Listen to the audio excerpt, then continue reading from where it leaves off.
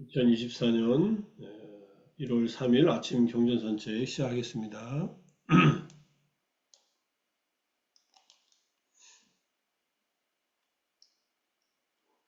법구경 225번째 개송 제17장 분노품의 6번째 이야기 뿜나라는 이제 한여 이야기입니다. 한여라고도 해도 되고 몸종이라고 해도 되고 이름이 뿜나고요.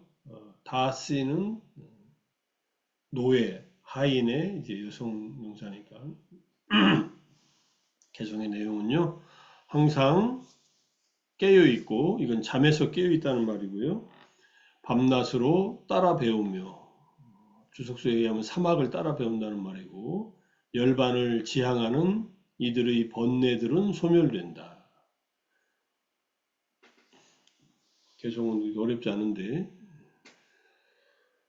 여기에서 밤낮으로 따라 배우며란 낮과 밤의 세 가지 배움, 개정해를 배우며 이런 뜻입니다. 아누시카라는 말을 따라 배운다라고 이렇게 번역했습니다. 뭐 그렇게 하는 게 기본적인 의미를 보여주는 것 같아서. 그 다음에 열반을 지향하는 이란 열반을 바라고 있는 이란 뜻이다. 열반을 바라면서 이제 밤낮으로 깨어 있고 그 다음에 밤낮으로 사막을 따라 배운다. 항상 잠에서 깨어 있다는 말은 뭐 낮이나 밤이나 가능하면 깨어 있으려고 하고 그 다음에 이 아호라타가 아호가 낮이고 라타가 밤이니까 낮밤으로 따라 배운다 이런 뜻이에요. 따라 배우려면 깨어 있어야 되겠지만 물론 잠을 안 잔다는 얘기는 아닌데 늦은 밤까지 또는 새벽 일찍 밤에 세 시간이 있는데 초저녁 그 다음에 한밤중 새벽녘이 있는데 이 셋 중에 하나는 깨어 있다 이런 말이 있거든요. 초저녁이 6시에서 10시, 한밤중 10시에서 2시, 그 다음에 새벽녘은 2시에서 후야는 6시까지 총 이제 12시간인데 그 중에 한 4시간 정도는 깨어 있다. 8시간 자냐 이런 말이지만 보통 절에서는 한 6시간 자고 또는 4, 5시간 자고 그러는데 이런 얘기입니다. 개송의 배경이 되는 이야기는 이따 붙여놨지만은 아주 간단합니다. 라자가 부잣집에 여종 뿐나가 있었는데 거의 밤새도록 일을 하고 있었다 합니다. 그런데 이제 스님들이 멀리서 밤이 늦도록 정진하고 법문을 들은 스님들이 각자 방으로 돌아갈 때 이제 어떤 스님이 신통으로 손에서 광명을 만들어 돌아가는 비구들에게 어두운 밤길을 비춰주고 있는 것을 멀리 뿐나가 빛으로 봅니다. 불빛으로. 산을 따라서 스님들이 내려가는 걸 보고서 나는 일 때문에 이 불행한 운명에서 밤늦도록 잠도 못 자고 일을 하지만 근심 걱정이 없는 스님들은 왜 밤늦도록 잠을 자지 않고 있을까? 누군가 병에 걸렸거나 뱀에 물려 고통받고 있는 모양이다. 이렇게 생각을 혼자 합니다.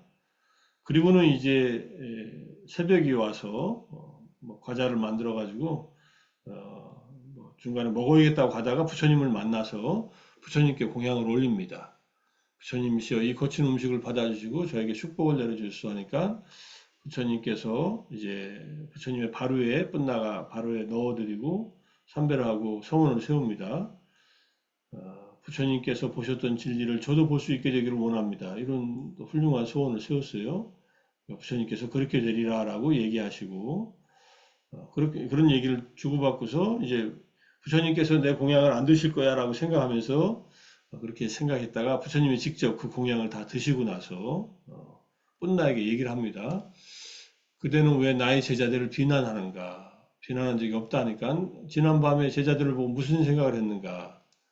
그러니까 이때 스님들이 병에 걸렸거나 이렇게 얘기를 그런 생각을 했다 하니까 뿐나여 그때는 힘든 일을 하느라 잠을 자지 못하지만 나의 제자들은 우위 없는 깨달음을 얻기 위해서 열심히 마음 챙기고 정진해야 하므로 밤늦게까지 잠을 자지 않는다. 그래서 이 개성을 말씀하셨다는 얘기입니다. 뿐나가 이렇게 지냈다는 게 아니라 뿐나가 본 스님들이 이렇게 생활을 하고 있었다는 얘기예요. 그래서 이 개성을 듣자 선체로 수타원가를 성취했다. 이런 얘기가 나오고요. 개성의 내용은 뒤에 가서 좀 더 분석하고, 그리고 쿰나가 이렇게 공약을 올렸던 것이 이번 생이 처음이 아니다라는 얘기에서 자타카 얘기를 돌려줬다. 이렇게 얘기를 합니다. 자타카는 오늘 가져오지 않았습니다. 꾼다카, 신다와 뽀까, 자타카. 자타카 254번째 에피소드인데, 나중에 읽게 되면 한번 읽어보시고요. 자, 이런 얘기가 있었던 얘기인데, 핵심은 그래서 무슨 얘기냐? 밤낮으로 깨어있음에 전념한다. 이게 자가리암 아누유타인데, 이게 수행의 그 전체 길에서 어떻게 해당되느냐는 것을 보니까, 이게 아사프라 긴경이라는 마지막니카의 39번째 경에, 진정한 사문, 진정한 바라문으로 만드는 법이 있는데, 이게 개정의 사막인데, 출가의 목적에 이르는 단계가 이게 쭉 얘기가 되어 있습니다. 첫 번째는 자신의 잘못을 부끄러워하고 두려워하고 몸과 말과 마음의 스스로의 행위를 정화하고 그렇지만은 자신을 칭찬하거나 남을 비난하지는 않는다. 생계를 정화시켜서 생계수단을 청정하게 한다. 여기까지는 다 계를 지키는 거죠. 자신을 칭찬하고 남을 비난하지 않습니다. 또 여섯 감간의 문을 보호하고 단속합니다. 눈으로 전체상과 부분상을 취하지 않는다. 이건 내용이 이제 뒤에 경전은 쭉 있으니까 나중에 한번 다시 자세히 보고요. 그 다음에 음식의 양을 아는 자가 된다. 이렇게 하고 나서 밤낮으로 깨어있으면 전념한다. 여기에 나와요. 이렇게 계를 지키고 음식의 양을 잘 알고 깨어있으면 전념한다. 이건 정진을 열심히 한다는 뜻이겠죠. 장좌불화하고 뭐 이렇게 용맹정진하고 이런 얘기하고도 통하지만 보통 한 4, 5시간 많이 잡으면 6시간 정도 자고서 정진하니까 그 다음에 마음 챙김과 분명한 알을 갖추고 일상생활에서 알아차리고 산다. 그 다음에 외딴 처소에 가서 5장애를 극복한다. 5장애, 욕망은 빛과 같고 빚진 거 끊임없이 뭘 빚을 줬으니까 갚아야 되잖아요. 욕망이 계속 반복해서 일어난다는 뜻인 것 같고 악의 분노는 병과 같고 병에 걸린 것 실제로 화내면 병에 걸리죠.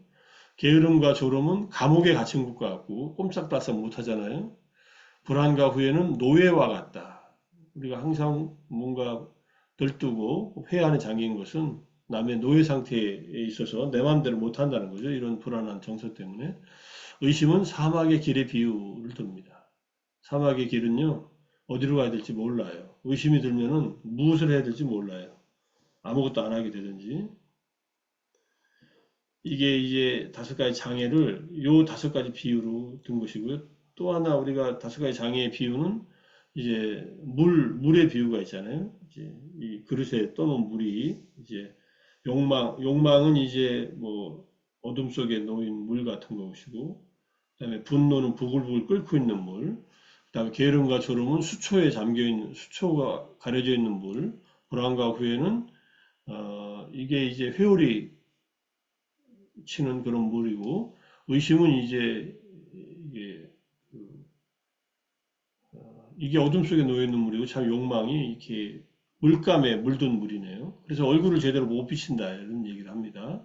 5가지 장애가 있으면은 마음이 안정도 안 되고 있는 그대로의 사물들을 통찰하지 못하기 때문에 자, 이것을 극복하고서 이제 초선, 2선, 3선, 4선에 도달하고 그다음에 숙명통천한통 통해서 이제 자기의 전생을 알고 중생들이 어떤 업에 의해서 어디 가서 태어난 줄 알고 그 다음에 누진통을 얻고 번뇌가 다 끊어지고 여기 번뇌가 나오죠. 해탈지견을 얻습니다. 태어남은 다 했다. 청정고명은 성취되었다. 할 일을 해마쳤다. 다시는 어떤 존재로 돌아오지 않을 것이다. 이러한 자가 진정한 삼은 바람은 아라한이라고 한다. 여기서 밤낮으로 깨어있음에 전념한다는 것은 이렇게 계를 잘 지키고 음식의 양을 잘 알고 그 다음에 열심히 정진하는 모습. 여기에 깨어있음에 전념한다는 말이 여기 들어가 있다. 이런 뜻입니다. 아사프라 긴경은 여기 쭉 다 여기다 집어넣어놨으니까 한번 나중에 쭉 보십시오. 뭐 페이지로 보면은 그렇게 많지는 않아요. 아, 페이지는 꽤 긴데 제가 잘랐네요. 여기에 몇 페이지? 241에서 248쪽까지니까 8페이지 정도 되네요. 여기에 이제 우리는 깨어있음에 전념하리라. 낮 동안에는 경행하거나 앉아서 장애가 되는 법들로부터 마음을 청정하게 하리라. 이 장애가 되는 법이 아까 5가지 덮개입니다. 밤의 초경에도 경행하거나 앉아서 장애가 되는 법들을 로부터 마음을 청정하게 하라. 한밤중에 이제 밤 10시에서 2시 사이에요. 발에다 발을 포개어 오른쪽 옆구리로 사자처럼 누워서 마음 챙기고 알아차리면서 일어날 시간을 마음에 주의를 기울이고 잔다 이런 뜻이죠. 그리고 밤에 삼경에는 일어나서 경행하거나 앉아서 장애가 되는 법들로부터 마음을 청정해. 이렇게 보면 4시간 자는 거네요. 밤 10시에 자서 2시에 일어나라는 소리예요. 요즘 생활 패턴에 잘 안 맞지만 절에서 사는 스님들은 9시에 이제 다 소동을 하고 자려고 누워서 9시에 바로 주무시는 분도 있지만 한 10시쯤 자고 그 다음에 3시에 일어나야 되니까 3시부터 이제 기침을 하는데 뭐 2시 반이나 2시쯤 일어난다면 비슷합니다. 이렇게 생활하라는 얘기, 이게 깨어있음에 전념하라는 말이 이런 의미다 보시면 되고 그 앞뒤로는 다 그 설명드립니다. 그 다음에 사문에게는 3가지 사문이 해야 할 일이 있다. 그것이 바로 이제 시카 이게 삼학의 내용이에요. 높은 계를 공부짓고, 높은 마음을 공부짓고, 높은 통찰지를 공부짓는 것이다.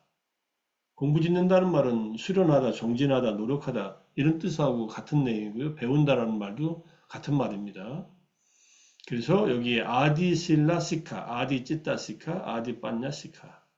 아디라는 말은요. 출가한 스님들이 제가자들도 계를 지키고 삼매를 닫고 지혜를 수행하지만 더 수승한 의미에서 구족계를 갖추고 그 다음에 삼매를 닦아서 색계 사성과 무색계 사정까지 통달하고 그 다음에 빤냐는 이제 윗바사나의 지혜를 이제 수행하는 것이라고 이렇게 이해하면 됩니다. 거기에 이제 사막을 닦는다는 게 아까 주석수에서 나왔듯이 따라 배운다라는 말은 사막을 익힌다라는 말이다. 사막을 배운다라는 말, 사막을 세화시킨다. 팔정도를 닦는다. 이 말로 이해해도 뭐 같은 의미입니다. 자, 그렇게 보시면 되고 그 다음에 따라 배운다라는 말이 나와 있는 경전이 있어서 보니까 이게 디가자누경이라는 안구타라니까의 8에 54 경이 있는데 이 경전에서는 금생의 이익과 행복을 주는 4가지 법이 있고 내생의 이익과 행복을 주는 4가지 법이 있다. 금생에는 근면하라, 부지런하라는 얘기입니다. 여기 이제 하나하나 설명을 다 합니다. 이거 경전이 꽤 길어서 그 다음에 재산을 보호하라. 근면하라는 것은 열심히 일해가지고요 재산을 잘 모으라는 얘기입니다.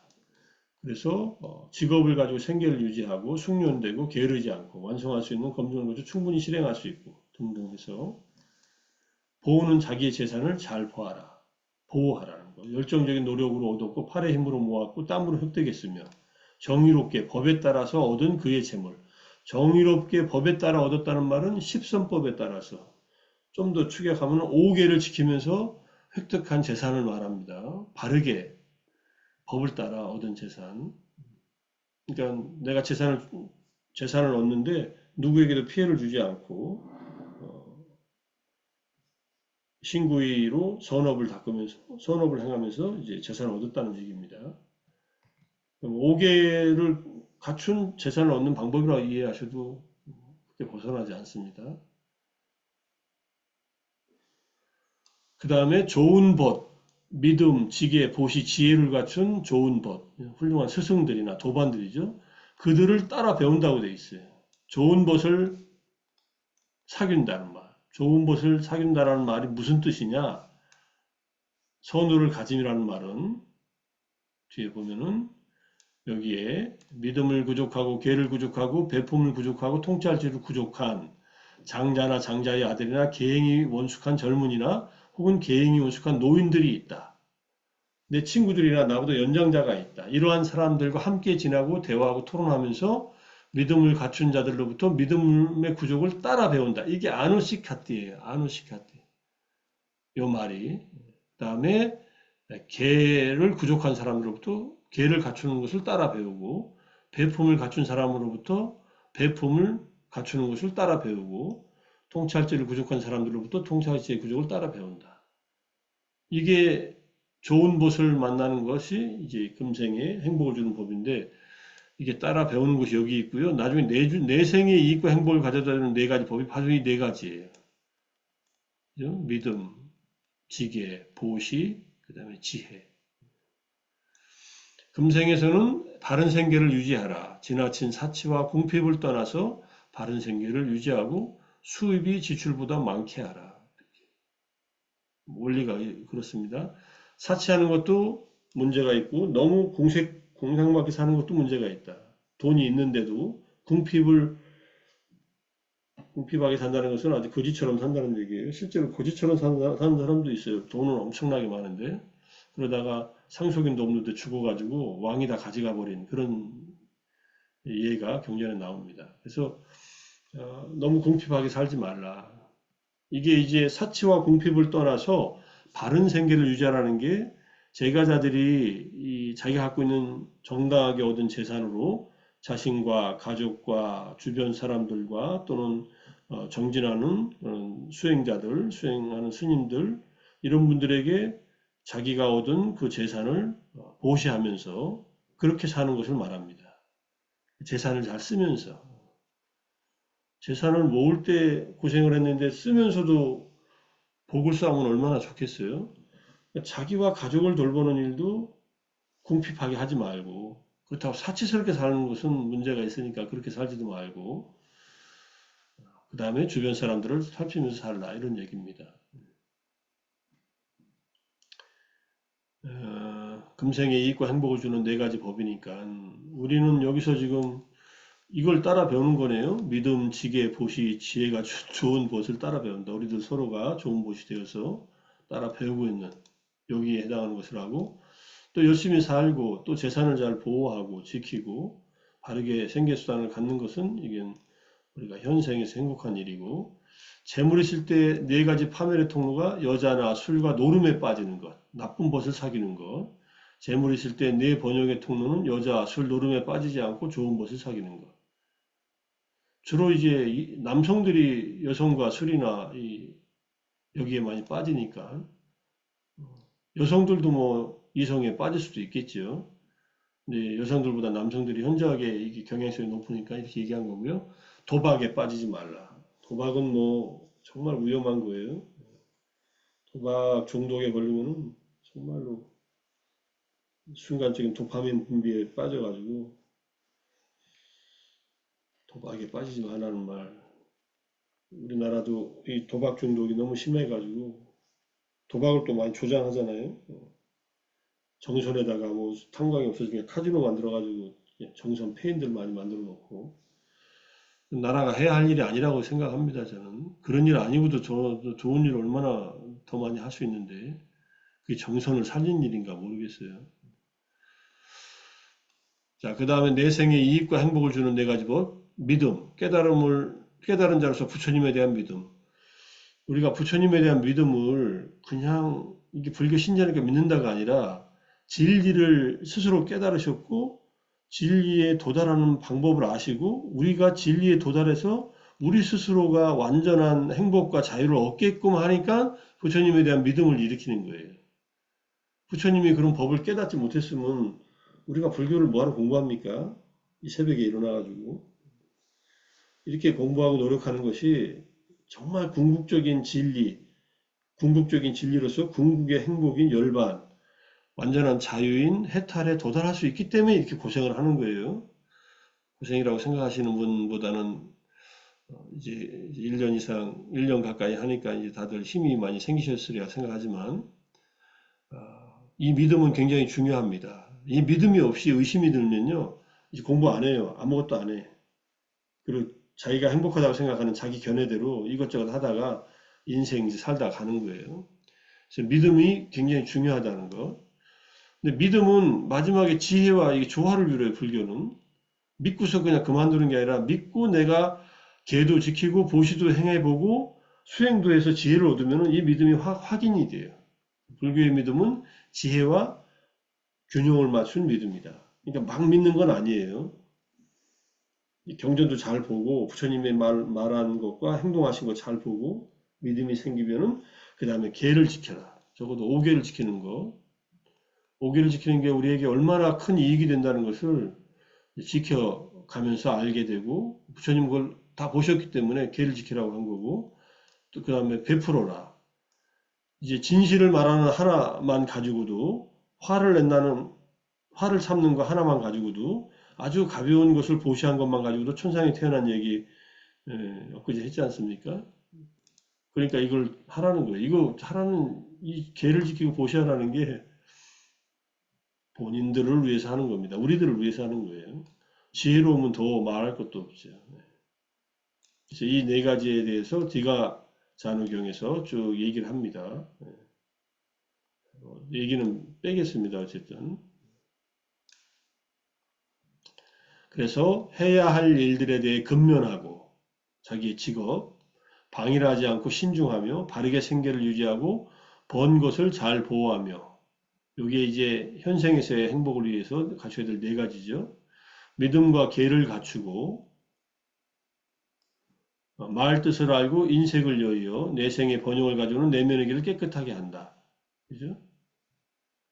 인색을 여긴다는 것은 보시한다는 말이고요. 믿음과 계와 말뜻을 안다는 것은 이제 지혜롭다는 말이고 이 8가지 법, 현생을 행복하게 하는 4가지, 다음 생에 행복하게 하는 이 4가지에서 8가지 법을 금생의 이익을 위하고 내생의 행복을 위한 것이다. 열심히 둘 다 해서 행복을 가져다 주니 열심히 실천하라. 이런 얘기입니다. 지혜는 뭐냐면요. 일어나고 사라짐을 꿰뚫고 성스럽고 통찰력이 있고 바르게 괴로움의 소멸로 인도하는 통찰지. 일어나고 사라짐을 꿰뚫는 지혜. 이게 생멸수간지 무상을 꿰뚫는 지혜입니다. 자, 이렇게 이해하시고요. 하나만 더 볼게요. 그 다음에 번뇌는 뭐가 있냐? 누진통에서 3가지 번뇌에서 벗어난다 할 때 감각, 욕망의 번뇌, 유루, 존재의 번뇌, 무명론, 무지의 번뇌 이 3가지 번뇌입니다. 번뇌는 흐르다는 뜻을 가진 어근에서 파생했고 유입, 연루, 유출, 방출, 독소, 오염 이런 문제고 오염된 존재의 재생을 야기하는 문제를 야기하고 고통을 증가시키고 미래의 생을 야기하는 것으로서 마지막에 가해서 설명되고 있습니다.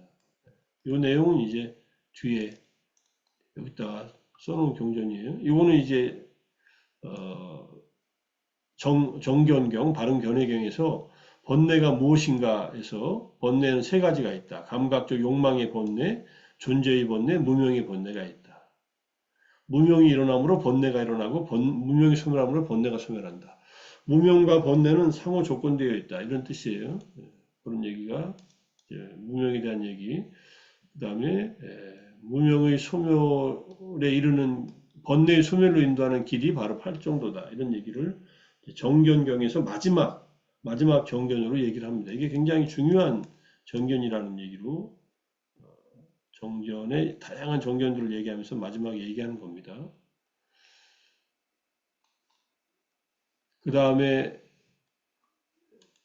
여기에 이제 그 번뇌라는 것이 무엇이냐? 정신적 오염원이다. 번뇌는 낄레사다. 우리의 마음을 더럽히는 것이다. 그 다음에 다시 태어남을 가져오고 두렵고 괴로운 과보를 가져오고 미래의 태어남과 늙음과 죽음을 초래한다. 이게 번뇌들이다. 3가지 번뇌, 감각, 욕망의 번뇌, 존재의 번뇌, 무지의 번뇌, 무명의 번뇌. 그러니까 이 3가지 번뇌를 완전히 없애버린 자들은 이제 열반에 도달한다는 거죠. 열반을 지향하는 자들은 이 번뇌들을 모두 소멸시켜 버린다. 이런 뜻입니다. 개송은 간단하지만 깨어있음에 전념하고 그 다음에 개정의 사막이든 믿음이나 보시나 지계나 지혜를 따라 배우든 같은 의미예요. 사실은 믿음과 지혜는 팔종도에서 정견에 해당하고 그 다음에 보시는 이제 정사유에 들어가 있어요. 네캄마 욕망을 내려놓는다는 그런 의미에서 그 다음에 이제 계를 지키는 것은 뭐 기본적으로 정어, 정업, 정명에 해당하니까. 그래서 네 가지로 얘기하나 또는 뭐 8정도로 얘기하나 사막으로 얘기하나 같은 내용들입니다. 그것을 열심히 실천해서 이제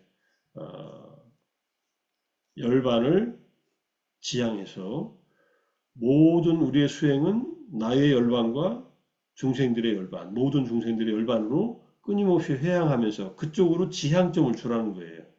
목적을 거기다 두고서戒도 지키고 보시도 하고 수행도 하고 그렇게 해야 마지막 지향점으로 이 우리가 닦은 정진의 힘, 업들이 모여서 완성되게 된다. 이런 뜻입니다. 아침에 우리가 공부하는 이 모든 수행들도 앞으로 우리가 계속 해 가겠지만 한평생 한다는 생각으로 해가는 이 수행들도 마지막에 궁극의 행복인 열반으로 회양된다는 것을 우리가 잘 알고서 공부했으면 하는 그런 마음에서 오늘 개성은 굉장히 또 의미가 있습니다. 열반을 지향하는 마음으로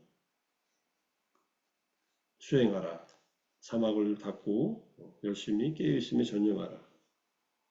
이렇게 마무리하겠습니다. 자, 오늘 아침도 아침 명상하시고 독송하고 경전 산책까지 하시느라고 수고들 많이 하셨습니다. 애쓰셨습니다. 사두, 사두, 사두, 사두. 사두, 사두, 사두. 사두. 감사합니다. 감사합니다. 고맙습니다.